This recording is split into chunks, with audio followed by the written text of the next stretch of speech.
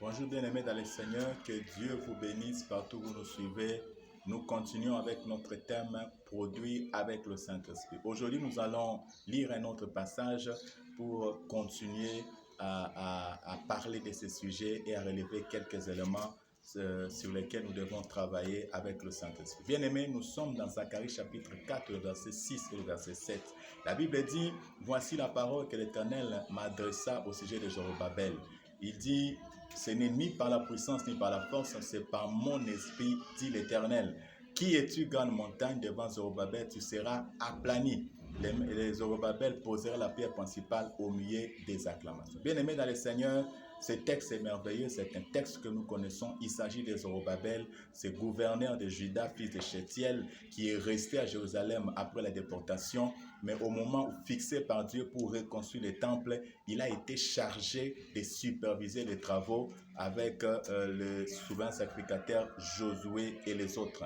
Bien-aimé, Zorobabel se trouve devant un problème. Il a une mission accomplie. Il doit bâtir le temple, il doit superviser les travaux, mais Zorobabel avait devant lui une montagne, un défi. Il avait devant lui des oppositions. Il avait devant lui une forme de contradiction. Dieu lui dit une chose, mais il rencontre l'opposition. Et bien aimé, cette opposition est rendue par la Bible comme étant la montagne. Et la montagne, là, il y a trois éléments essentiels qui constituaient cette montagne. Premièrement, c'était la montagne des décombres. Et l'ancien temple a été détruit sur les sites où il devait reconstruire. Il y avait une forme de montagne artificielle, des décombres qu'il fallait évacuer. Et ça posait un sérieux problème à ceux qui travaillaient. C'était une forme d'opposition. La deuxième opposition, c'était les Juifs qui étaient restés à Jérusalem. Ces gens étaient méfiants vis-à-vis de Zorobabel parce que pour eux, Zorobabel était un collabo. Ils travaillaient pour leurs oppresseurs. La troisième opposition, c'était les ennemis des Juifs qui ne voulaient pas que les temples soient reconstruits parce que pour eux, si les temples sont reconstruits, c'est synonyme de rétablir le culte d'Adonai qui automatiquement redonnait l'autorité et la suprématie, la domination à Jérusalem dans la région. Bien aimé, c'est dans ces contextes que Zorobabel devait travailler. Et Dieu vient par son prophète lui dire, ce n'est ni par la puissance, ni par la force, c'est par mon esprit. Bien aimé, ici, nous voulons relever quelques éléments pour montrer que dans le travail, dans cette démarche de produire avec le Saint-Esprit, d'initier des projets comme nous avons dit, entreprendre, commencer un business, je ne sais pas moi, travailler dans les cadres professionnels, les commerces, les affaires, créer des entreprises, des associations pour affecter notre société, nous rencontrerons des oppositions. Mais le Seigneur a déjà plutôt pris des dispositions. Il nous a donné son esprit. Et son esprit vient nous aider pour nous communiquer la force intérieure pour faire face à toute opposition extérieure. Et pour cela, nous allons relever trois éléments. Le premier élément ici, c'est le focus. Alléluia. La concentration, la focalisation. Bien aimé, pour atteindre les objectifs, pour arriver à produire un travail de qualité, dans ton domaine, dans ce à quoi Dieu t'a appelé, tu as besoin de focus. Tu as besoin d'être focalisé. Tu as besoin d'être concentré. Alléluia. Concentré sur l'objectif et concentré sur Dieu. Alléluia. Parce qu'il y aura plusieurs éléments, des hommes, des situations, des réalités pour te distraire et pour te désorienter. Tu as besoin de rester focus. Tu as besoin de rester concentré. Alléluia. Nous sommes dans une période où il y a trop de turbulences. Alléluia. Comme les avions qui rencontrent les zones de turbulence,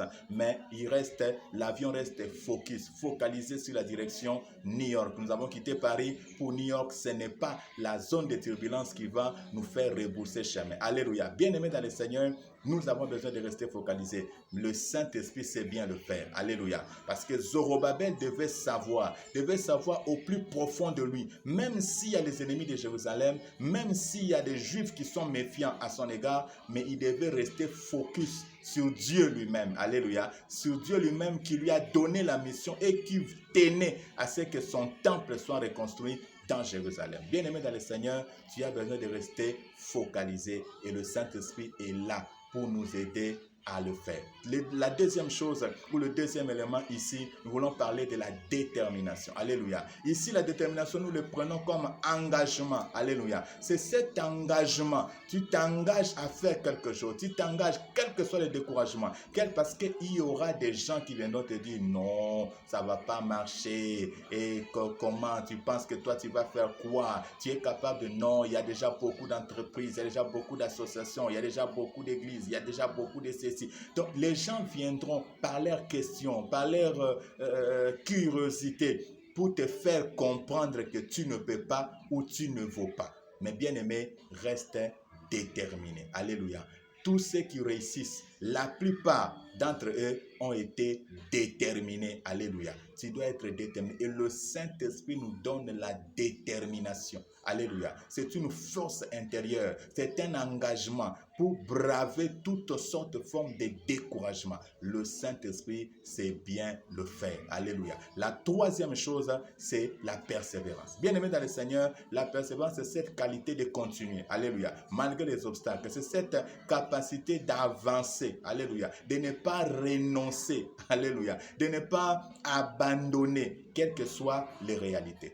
Il y a quelqu'un qui disait une fois, il parlait d'un auteur, il a dit, j'ai fait 900 pas vers la réussite, mais ce n'était pas 900 fois où j'ai échoué. Alléluia. Donc, ça dépend de ce que, comment toi tu interprètes les choses autour de toi. Pour lui, les gens disaient, il a échoué 900 fois, il a échoué 10 fois, mais pour lui, il disait, j'ai fait des pas vers la réussite. Parce qu'avec le Seigneur, nous avons dit, dans l'une de nos vidéos, nous n'échouerons jamais. Alléluia. Parce que le Saint-Esprit qui est en nous, c'est le gagnant. Alléluia. Il n'échoue jamais. Alléluia. Et c'est lui qui travaille en nous. Il nous donne la capacité. Bien aimé, nous avons besoin de persévérer. Il y aura des gens, il y aura des situations, il y aura des circonstances, il y aura des réalités pour nous faire abandonner. Mais nous devons persévérer pour atteindre les objectifs. Bien-aimés, produire avec le Saint-Esprit, c'est un défi. Produire avec le Saint-Esprit, comme nous avons dit, c'est un défi pour notre génération, pour que nous puissions atteindre les objectifs.